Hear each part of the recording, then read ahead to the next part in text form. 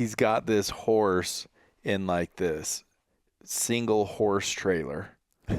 But then he's got this bull elk, like this 6-point bull elk, like strapped to the horse trailer, So coming cool. down like into the trunk of this vehicle.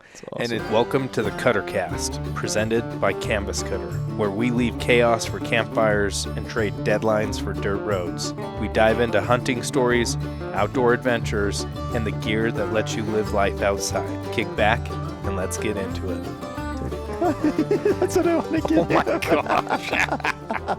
Oh, that's hilarious. Okay, you're not. Oh, you got a tail wag. He's tired. You got a tired tail wag. Get a nap in, buddy. You know what, T? Welcome to the Cuttercast, everybody. It's yours truly, Seth here, and I am here with T, Mr. T, TD cameraman. I think that's where we'll finish there.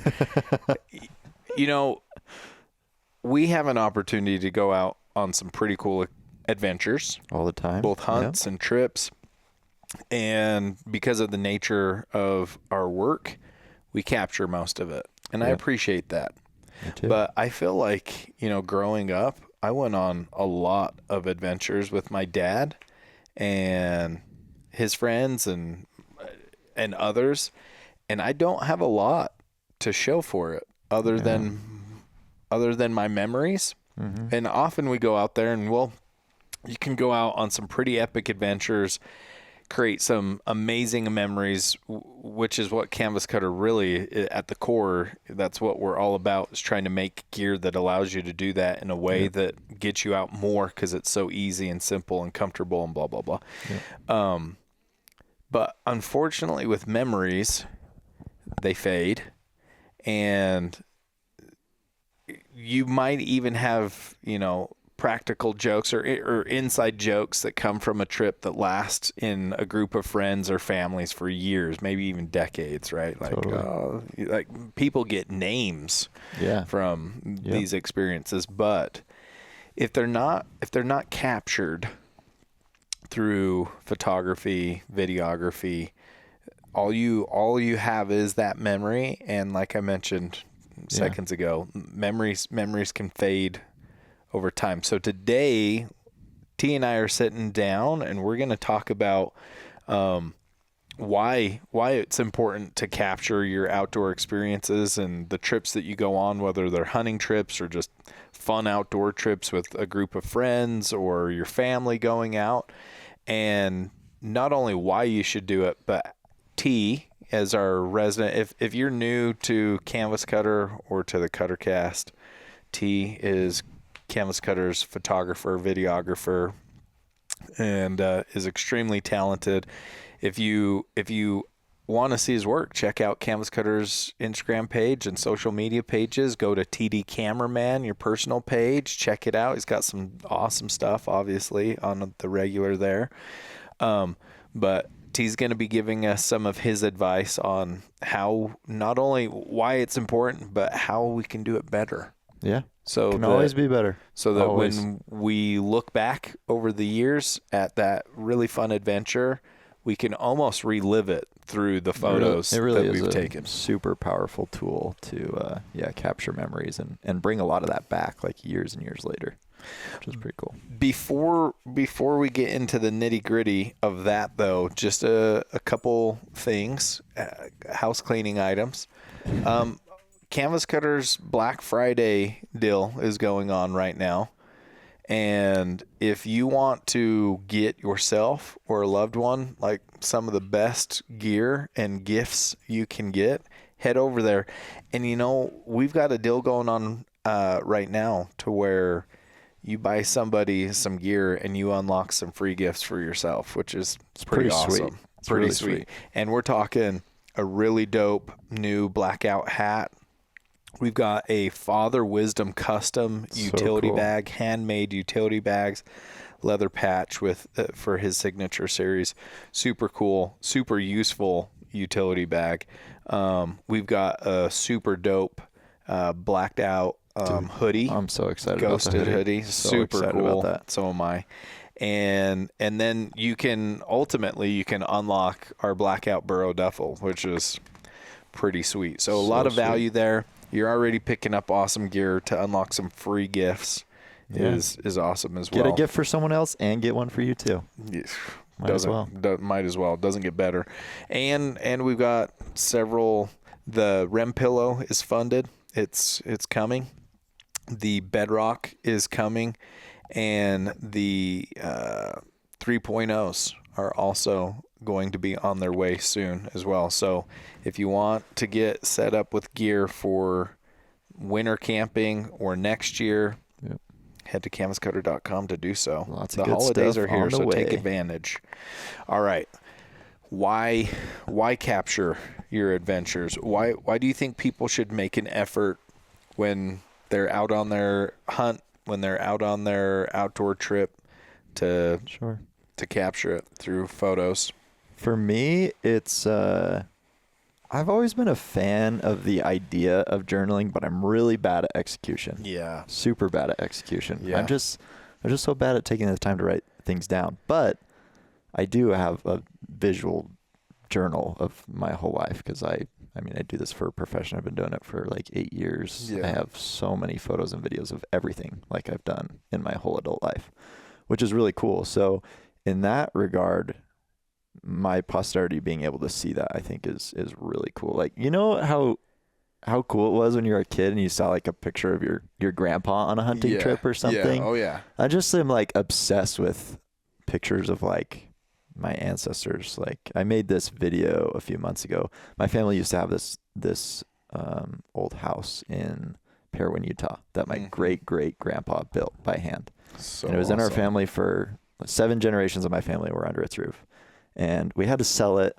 Kind of a sad story, but I made this video about it, and in doing so I did all this research, found all these like really old pictures, and I just think it's so cool to be able to visually see like where you come from. Yeah. And being able to see all the cool things that people before you did. So that is really big for me. Then the other thing is just for myself, I'm not really a person that likes souvenirs, but I do love having photos or videos of the places that I go and the places that I see, because that's like my way of connecting to those memories. And it brings it all back to like one photo of a moment in time can like bring back like a flood of that day almost. So those are the big things for me. That's so true. Yeah. I just the other day, so my dad had found these photos of his dad, my grandpa, and his grandpa, my great grandpa, these hunting photos of like his brothers, and they all have these bucks. I've got this one of my great grandpa. It's really awesome. He's got this horse in like this single horse trailer, but then he's got this bull elk, like this 6-point bull elk, like strapped to the horse trailer, so coming cool. down like into the trunk of this vehicle. Awesome. And it's just this black and white photo, just super awesome. And you like appreciate, it's so cool to look back and see what your grandpa was doing, whatever it might be. And it makes them so much more relatable. It makes them so relatable. Like when you just hear like their name or something, it's like, okay, cool. But seeing that you both love, like maybe have a shared passion or anything like that is really cool. It's super cool. What type of, when you're out, like general question still, like when we're out capturing, what type of emotions, what type of scenes like naturally catch your eye that you want to capture? Yeah, definitely the extreme. So like really, I mean, any emotion is really good to be able to capture. Expressions on people's faces is really powerful. One example that comes to mind is like your elk hunt this year. Yeah. I mean, amazing experience. You guys will have to watch the film that we're coming out with in a couple months. It'll be awesome. But, I mean, it's emotional when it happens because you put so much work in, and being able to capture that in photos and video, and not only of the successful part after, but all the lead up to that. There's so much lead up in capturing all those is a really big part of the story that I think a lot of people miss out on sometimes especially people that are just taking photos on their phone. Like I'm sure most of you have been on a hunt. you might only have photos of after you killed something.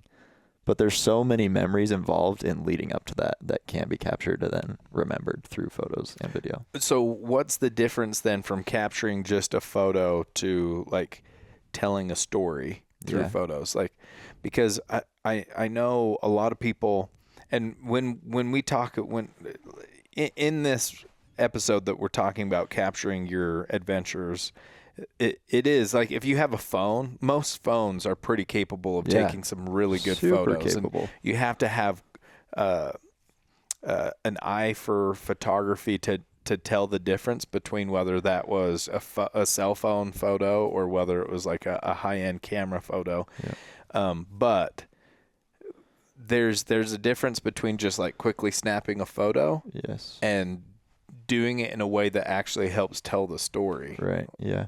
I think the big difference there is having a photo that elicits some kind of emotion from you or some kind of memory from you if you were there. So being able to find and give some relatability through the photo, because we're human beings, we all feel emotion. And so if I get a photo of you, like after you've been successful, you have this elk, maybe hugging your dad because your dad was there for the hunt. That's like a big moment. And being able to capture that's like a storytelling photo because there's a lot behind it. And you can, and people can relate to that because, everybody has, maybe if they have some form of relationship like you do with your dad in their life that they connect to it. Yeah. So what are some small details maybe that people overlook that can tell the best stories? I think details are huge. Getting up close and personal to things like close-ups of the eyes is always a really cool thing, I think. The hands tell a lot of story.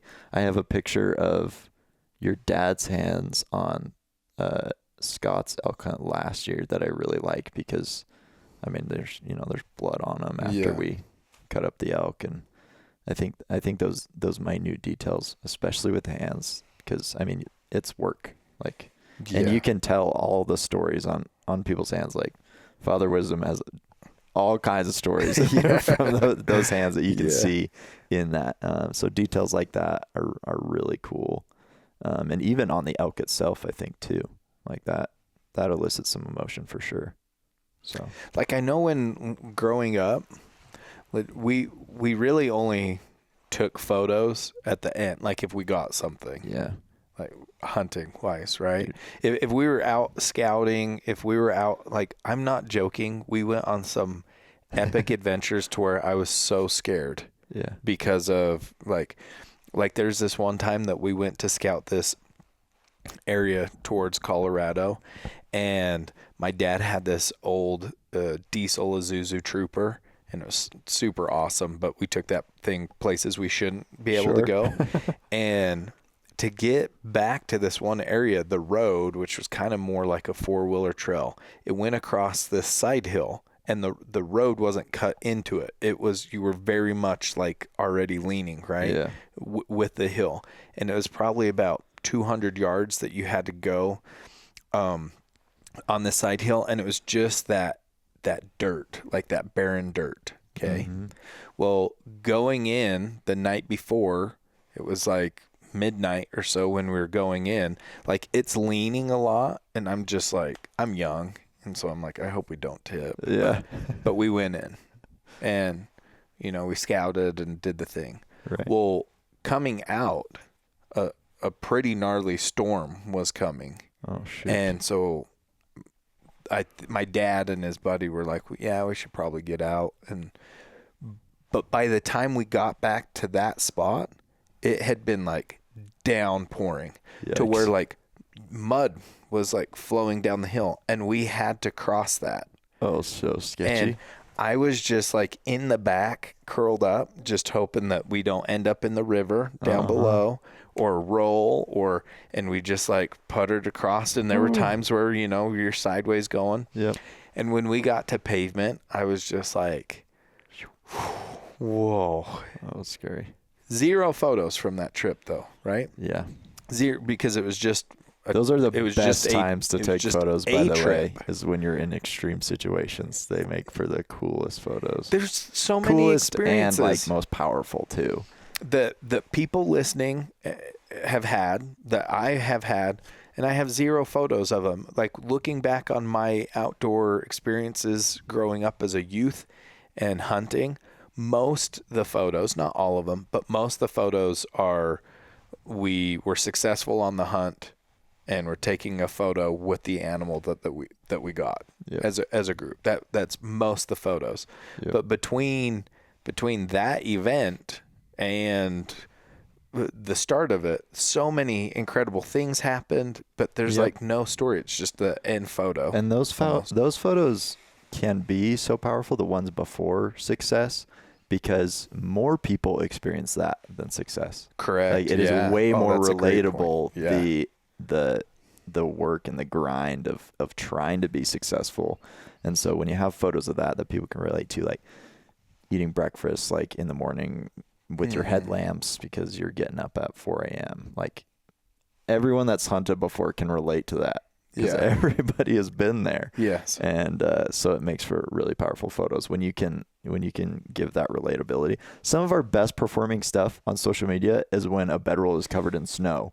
Yeah. Because most people that have been outside have experienced at some point in their life going through a sucky snowstorm, camping outside, and it sucks. Yeah. But the cool thing about ours is you're nice and toasty warm in your bedroll and it's great. And so people are like, that's cool. Yeah. Because they know how much it can suck. Yep. And so I think, those are really powerful. And how do you so for those listening, because I think the reason why we didn't when I was growing up was like we didn't have this. Dude, like things have changed, right? To to take photos then my dad would have had to bring a camera, Yeah. and he had cameras because he wanted to actually document a lot of his stuff, but everybody has a high quality. You have zero excuse now. Has a high quality camera now in their pocket. Yep. I think it's an afterthought for most people, and I think it takes some practice with how do you balance living in the moment Totally. and capturing Yeah, you at don't the want same to. time. You don't want to be a screenager out there. You know? You don't want you're to be getting out you there don't to want get be on away your phone from the it. whole time. But I think it's just it's a muscle like anything else. It's just practice of being able to notice the times when it's like, oh, this is like a really cool moment. I should get a photo of this.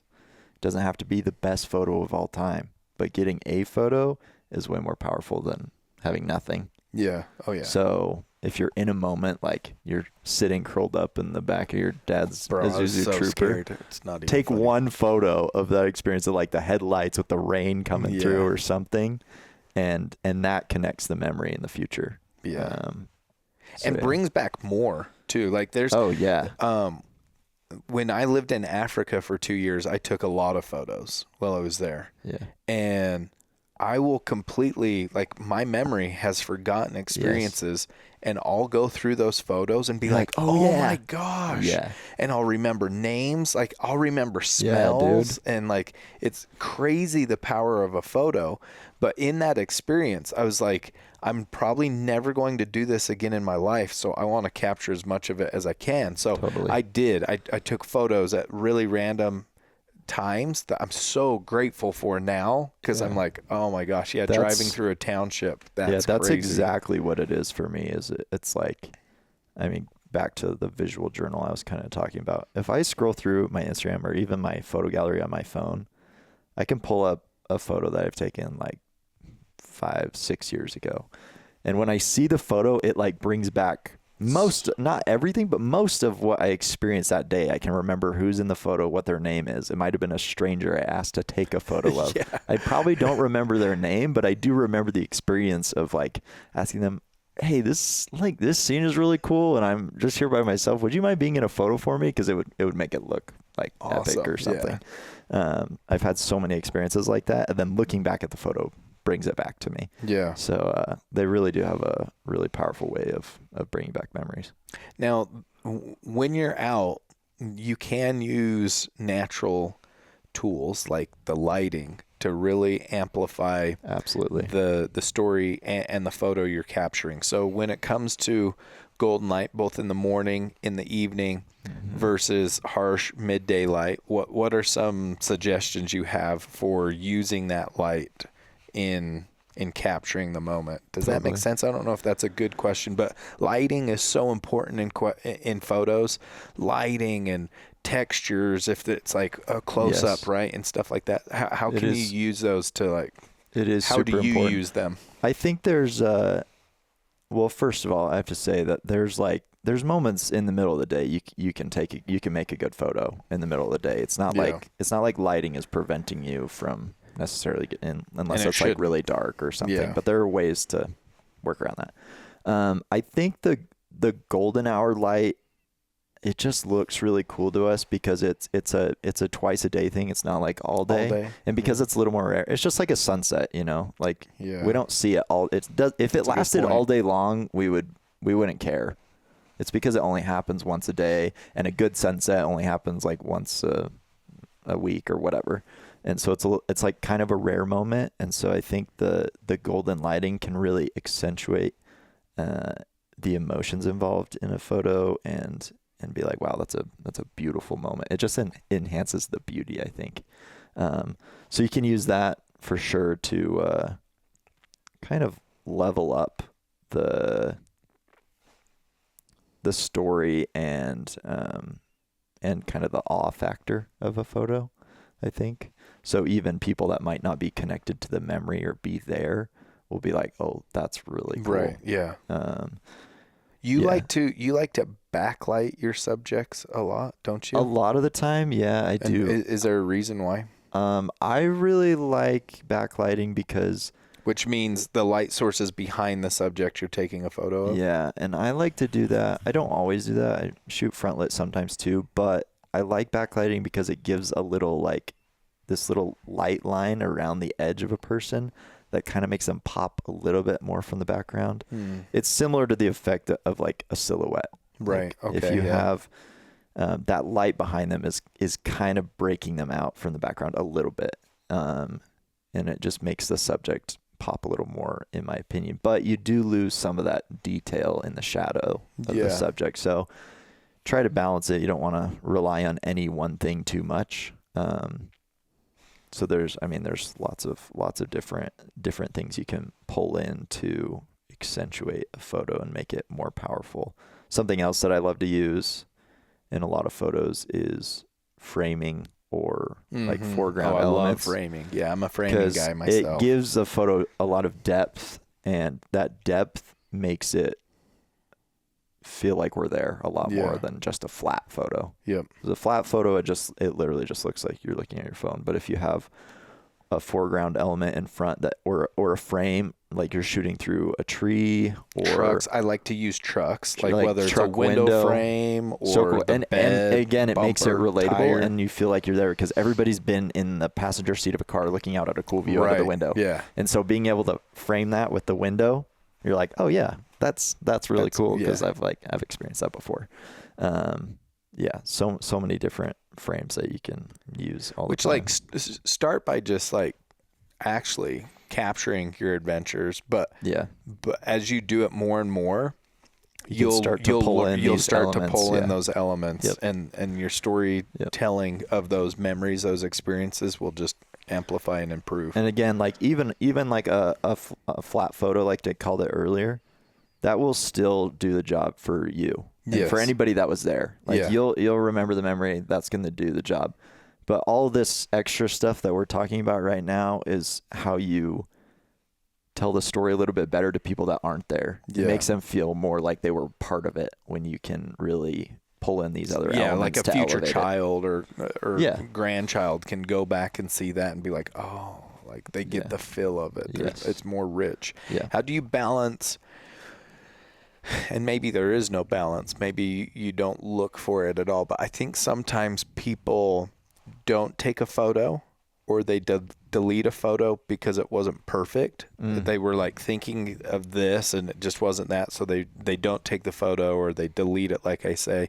Yeah. But is it more rich if it's just more authentic and it doesn't have to be perfect? Like, I have this thing in my mind, and this might be a really dumb example, but this guy was given a talk, and he gave an example of how sometimes in our culture and in our society, we look for that perfectionism. Like, we want everything to look really nice. And so he showed a photo that was taken of this cake that this lady made. Mm-hmm. And it was like awesome. The kitchen looked great and stuff. And then he showed a photo from the exact same scene, just further back, and there's flour on the table, and there's like dishes that aren't washed, and things are all over. But like, in a way, the further back photo to me is kind of cooler because it's like, here's this amazing cake that was created, but here's like all this stuff that happened for that. There's so much power in both. There's a lot of like awe that you can bring in a photo that looks perfect, pristine. And then there's a lot of relatability that you can bring in a photo that's like, not everything is perfect. There's like, somebody else is standing in the background, or like you left your coat on the side, or your backpack is in the photo when you're taking a photo of the elk that you just shot, or whatever. And that stuff is relatable because, you likely have experienced something similar, whereas the perfect ones are not as relatable, but they can be really awe-inspiring. Yeah. And there's a lot of power in that too. So there's cool elements to both. And I don't think like if you capture a photo and it's not necessarily perfect, I think there's still a lot of good that can, like I was out trying to snap some photos when I took Cutter swimming one day. Mm-hmm. And I wanted to get a cool photo of him shaking and like seeing the water droplets and him shaking. And I took it, and I think the shutter speed was too slow, and so it was kind of all blurred. Yeah. But that kind of ended up being kind of cool. I showed you, and you liked it, and then the more I looked at it, the more I was like, oh, that's actually kind of cool. Yeah. The way and I almost deleted it because I was like, oh, that's not what I was wanting. Sure. But it ended up being one of my favorite photos from that day. Yeah. So it is interesting, the difference, the balance between having a pristine, awesome photo and what it can produce, and having one that might not be so perfect that might actually be really powerful in and of itself. And once you start taking photos more and you're capable of like changing up how a scene may look, I think there's a lot of power in variety. Being able to capture it in a lot of different ways is really cool when you're first starting out. What are some practical tips that people can use to improve their photos, whether they're using a phone or whether they have a camera that they don't use a lot, but they're going to start using it? Well, bring up framing and foreground elements again. I kind of already talked about that, but I just wanted to bring that up because that's a really powerful one and super easy to do. Yeah. Like, you can go find some branches to put in the front, or I do that all the time. If you guys go look on our website at like some of our like lifestyle images, you'll see that I do that a lot. Yeah. And it's because it gives it depth and it looks cool. Another thing, I mean, I'm going to throw out so many like photography vocab words, I guess, here, but there's this rule called the rule of thirds. I hate the word rule in photography. Yeah. It's a suggestion, or it can help elevate a photo, but you don't have to use it. So in the rule of thirds, you'd break up a frame into so for example, if you're watching the YouTube video, I'm on the third of the frame on this camera right here. And that is really pleasing to our eye. Seth's on the third on that other camera. And then the one in the middle is we're both on a third. Not close quite to. A third, but close to. And at the intersection of these, so there's two lines that go down, are vertical, and then two lines that are horizontal that cut it into three parts vertically and horizontally. And on the intersection of those lines is a really great place to put a subject in a photo.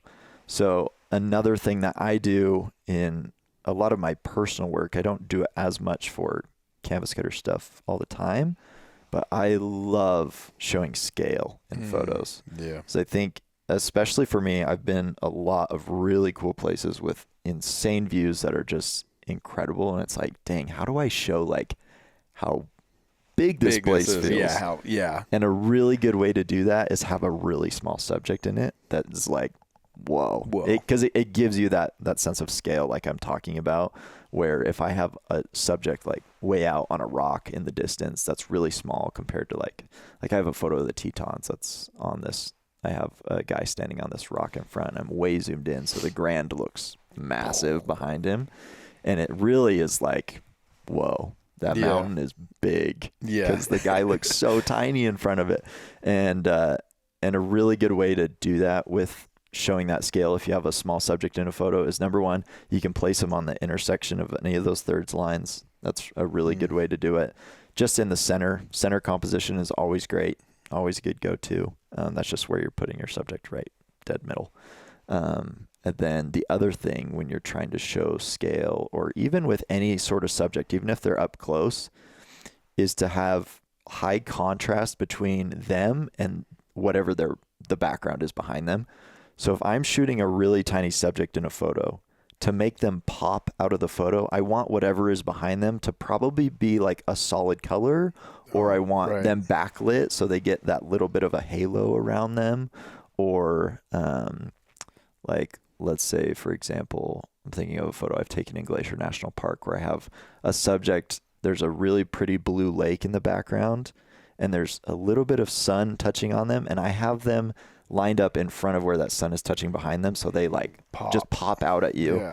And then it really shows a scale and it's really recognizable. If you have them against something that's really broken up, it's going to work like camouflage does, where it's kind of hard to see them in the photo, and it won't pop out to you as much. So those are all things that you can think about.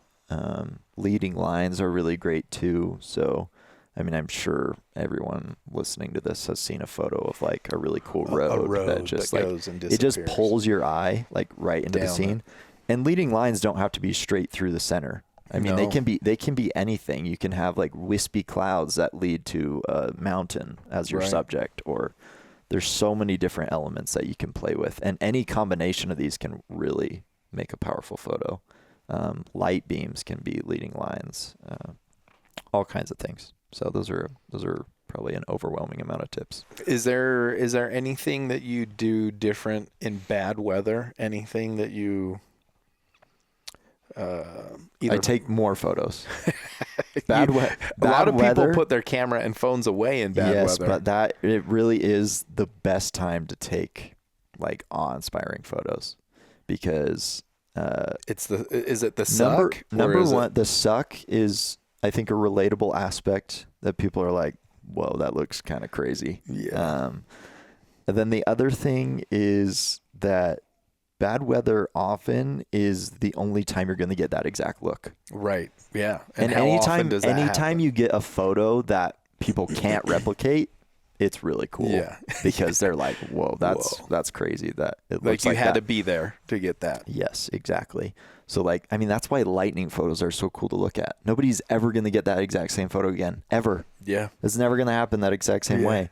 So things like that, where you can capture something that it's a once in a lifetime. How do you protect your gear? I mean, if you're using a phone, most phones now are pretty waterproof. You really don't have to worry about throwing it out the in the phone. rain, you're going to be fine.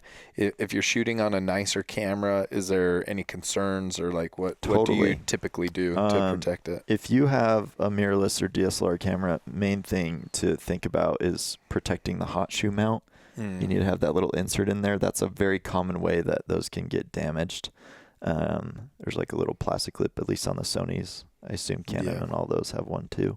And then you can always use like a plastic bag to cover it. I've used like a raincoat over my camera. I've like shot from inside of a car with my window rolled down a little bit to like peek out, so I'm protected from the elements. I've used umbrellas. I mean, you just use whatever's around you. But don't put it away. That's the time to get it out. Yeah, it really is. I agree. Yeah, and it's gonna suck, but it'll make you look really cool in your photos and video. Everybody's gonna be like, "Dang, that's sweet." What do you feel like are the biggest mistakes people make when photographing their adventures? The biggest mistakes are, well, a big one, especially when it comes to like hunting, is not getting any of the before. Yeah. Like capturing the whole story is really important. That's actually something that, like, I've been doing this forever. I'm still learning so many things, especially when it comes to video. But that's something I've really learned about video in the last like year, since we've been trying to really be consistent on YouTube and put out our cutter vlog all the time, is telling the whole story, capturing everything. You want to shoot everything. Yeah, it's because crazy. people want to feel like they're there. And when you just and Seth actually called me out for this, and it was a really good thing because I didn't realize it. But a lot of my work in the past has been short form content that is like, it's like highlight reel. Yeah. It's like, which is cool on Instagram and shorts and all that. It's really cool to look at, but it's not good at telling the whole story. And when you're shooting YouTube videos, specifically longer form content, you want to be involved in the whole story. You want to feel like you're there. That's why people love Outdoor Boys. Yeah. Because you feel like you're there with him. Yeah, you're cooking. He brings you along for everything. It's and you quiet. And you don't like hop from one scene to like something completely different. It's like you're carried with him along the way. And so I've been trying to put that into practice in more of our videos and be able to show like how we got from one place to another and show that transitioning. Gus, that's a powerful tool. Gus from Lonesome Dove said, "I'd rather have it and not need it than need it and not have it." And that's kind of how I literally say that to myself when we're out, because there's times where I don't want to hit record. Yeah. Like I don't want to be filmed. Like I just want to like not be doing that. Totally. But there's moments where if you're not recording or you're not snapping photos, that you will miss. That had you captured it, it would add so much to the story. Yes. Because maybe that was the moment where somebody said something that now becomes the inside joke for the rest of the trip. Totally. And to have the audience, or to have those to be involved in that and to know what they're talking about. You're part of the inside joke now because you got it on camera. It's super awesome. Yep. And I think you can do that with photography. Like snap way more photos than you think you should. Yeah. Because again, especially at the beginning, because then it's like building a muscle. You get in practice where, more so with photography, about like, you just start to recognize the moments that you need to get. Moment. Yeah. With video, it's something that you should just be recording as much as you can, really, because I mean, there are moments that you can capture on video, but like when things happen unexpectedly, you can always get rid of what you don't need. But if you didn't get it, you can't put it in. Yep. So I think that is a big one. How do you know that moment? How do you know, like, ooh? For me, it's kind of hard to say how I like got to this point because it's been a while. But I think for me, it's things that I'm like, it literally is just me being like, that's really cool. Like, that looks cool. Yeah. And I want to show it all my friends that. And there's a lot, especially now, like I do this professionally. So there's some times where for me, it's like I see potential for something like that, and then I set it up to make a cool photo. Yeah. I more so now make cool photos than I try to capture a lot of candid stuff too, especially when it involves like natural moments on hunts and things. Almost all of that is candid. I mean, Seth can tell you, I almost rarely ask people to do something for a photo. Yeah, it surprises me when you do. I just capture what's happening candidly. But for like really cool, like lifestyle photos or landscape photos where you're showing the magnitude. Stuff like the scale stuff that I do, I'll see somewhere that would be a great place to have a subject. Oftentimes it's on top of a rock. Or it's up against like a background that I know they would stand out against. I mean, I mentioned this when I was talking about scale, but having a background that has a spot that just the subject would really pop out of. I've just learned to recognize those things, and I'd be like, that would look really cool, and it would show how big this place is. Yeah. Again, just practice. What do you do to capture the more natural, like in the moment because if people know you're taking a photo, like I feel like our crew is just so used to cameras around that we just are us. Yep. But anytime someone new comes with us, them off camera is way better than them on camera. Totally. They're themselves, just themselves. They're more funny. They're just them, right? They see a camera and they know that it's being recorded, and they freeze up, and they're less funny. And so how do you what suggestions do you have for people out there? They're going on, a family trip. They're going to go on a fun little adventure in the woods or a hunt or whatever. How do you capture those natural moments without getting that climb up? First thing I would say, number one, to do that with photos is a lot easier than to do it with video. Because video, you got to have the camera up, and it's it's pretty obvious. It's pretty obvious. Yeah. Like, I was just thinking about how, you see, celebrities are a good example of this. They're just so used to, they can tell when someone's, slyly recording them. Yeah. Because it's obvious at a certain point. And so video, it's much harder to do. Quickly snapping a photo is pretty easy. But the biggest tip I would give is distance. People are going to notice a lot less if you're far away.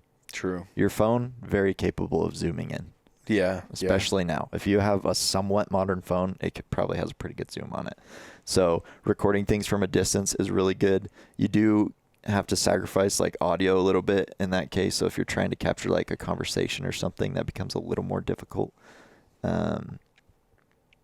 But capturing candid moments it's really good to have a zoom in play for that. You don't get it with the phone at all. It's always quiet. But when you're using a nicer camera with a shutter to go silent mode, I noticed that made a huge difference. If you have a mirrorless, turn on silent mode, to get some candid stuff.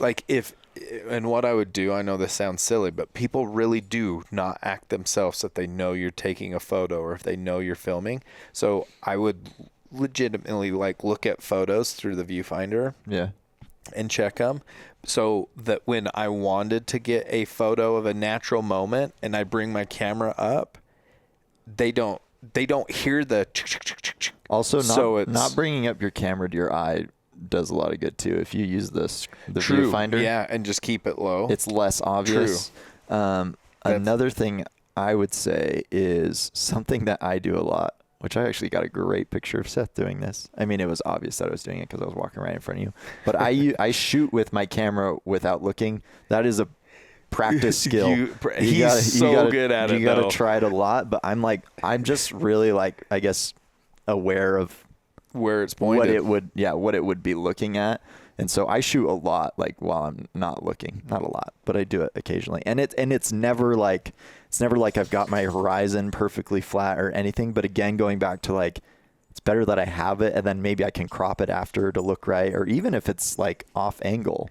It could be cool. It's super candid though. And I would rather have it moment. and not need it it's than awesome. Need it and not have it. So What's one thing that you wish people understood more about outdoor photography? Is there anything that you wish people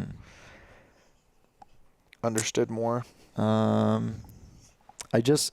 wish I guess more people understood the power. I mean, we've been talking about it the whole time, and this is kind of what this is about. But the power of photos and video is it's a huge deal.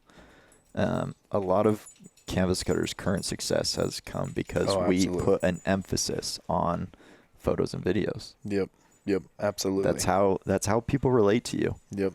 Especially in today's day and age when everything is on the internet. Being good at photo and video is a very powerful tool. Yes. Yeah. What's so if you well, sorry to cut you off, but you're good. If you have a business, understand how powerful that is. If you want your business to be successful, it is a major tool that can be in your arsenal. Yeah, one of the most important tips I can give anybody starting a He business says this all the time. I know exactly what he's going to say. content is king and marketing is a beast, and you have to feed it. Yeah. And the amount that it eats is far more than I think most people realize. Then what's the other thing that you say about having the best product in the world? I say this one more than the last one, but you really can have the best product in the world. Like, it can be amazing, and if people don't know it exists, it doesn't matter. It does matter. Nothing. It does nothing. It sits there. You have the best People invention, have to you know have the about it. best product in the world, and it just sits there because people don't know about it. And one way people learn is through the content Through you visuals. capture, through Yep. visuals. Absolutely. Cutter, dude, I know you want to go. Okay, just chill. Can you chill for a second? How has photography changed the way you experience the outdoors?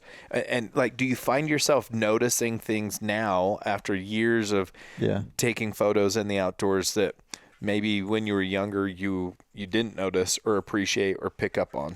Yeah. There was a trend on social media a while ago of like in the, Instagram cinematographer space that I'm heavily is on my feed all the time. Yeah. But it was just people would like do this in video caption, and it's like said the art of noticing, and that really is what it is. When you use a camera as much as someone like me, you just start to notice like the little details that tell a story. It really has changed the way I view like all of my outdoor experiences, and it's made me like pay attention a lot closer to all the little things that are going on, and it's made me value the rare moments a lot more. Because I'm so focused on capturing that and sharing it that it's a heavy priority for me to notice those things when they happen. And so when I'm outside, I'm locked into things. And paying attention. Seth will be the first one to tell you this, but one of my secret superpowers, not so secret, is I can sleep like crazy. It is insane. But when I'm on hunts, It's like a on gift. Seth's hunt this year, I like could not nap because I was like, I was just on edge about paying attention and getting everything. And then the other thing I'd say is it's made me pay attention to like, dude, I check my weather app like every single day. Yeah. For like cloud potential and for like potentials of good sunsets. I'm almost always in tune with what time the sunset is at. I could usually tell you within 5 minutes, like any given day of the year. If you ask me I don't even have to look. I can usually tell you just because I check that stuff so often. So yeah, I think it's just made me, there's just little things that I focus on because of photos and video. So a lot of good tips listen to this again if you need to, but I think mainly like start taking more photos. Yeah. Like, capture your adventure. That's the biggest tip of all. Biggest tip of all is repetition is the mother of learning. Yes. You just got to do it a lot. And the more you do it, the better you'll get. And once you start doing it and just capturing your adventures, the other skills kind of will naturally come. They'll fill in, like framing and using lighting differently. And if you're really like wanting to build this as a skill, go focus on one of those aspects. Yeah. Like for a whole like hunt. Try to frame everything. Yeah. And then once you get like a good hang of that, then focus on something else. And to be clear too, I probably should have said this at the very beginning, but we're not encouraging you to go out and do this so that you can have a YouTube channel or so that you can have a big Instagram following. We're suggesting you do this because you are outside with family and friends doing awesome, fun, cool things in cool places. You have amazing experiences.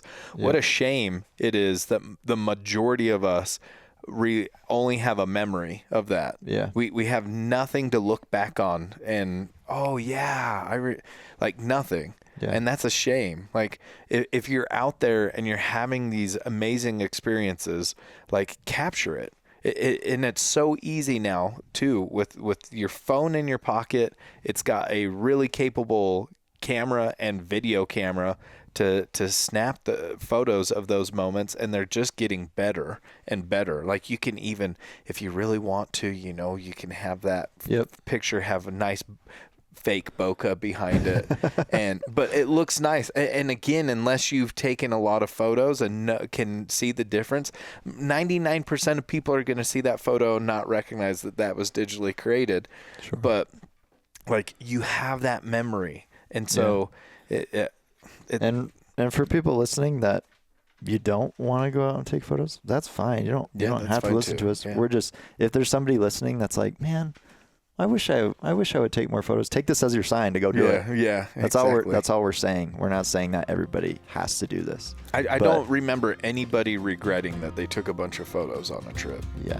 It's like, dang it, I shouldn't have taken any photos on that trip we went Don't be on. glued to your phone, but take a couple pictures every now and then. Yeah, you won't regret it. But I hope that's helpful for anybody who's watching or listening, and now you can have something to look back on with your memories. But any final words, T? No final words. I think I've said my piece. Good. Well, folks, until next time, thank you as always for listening.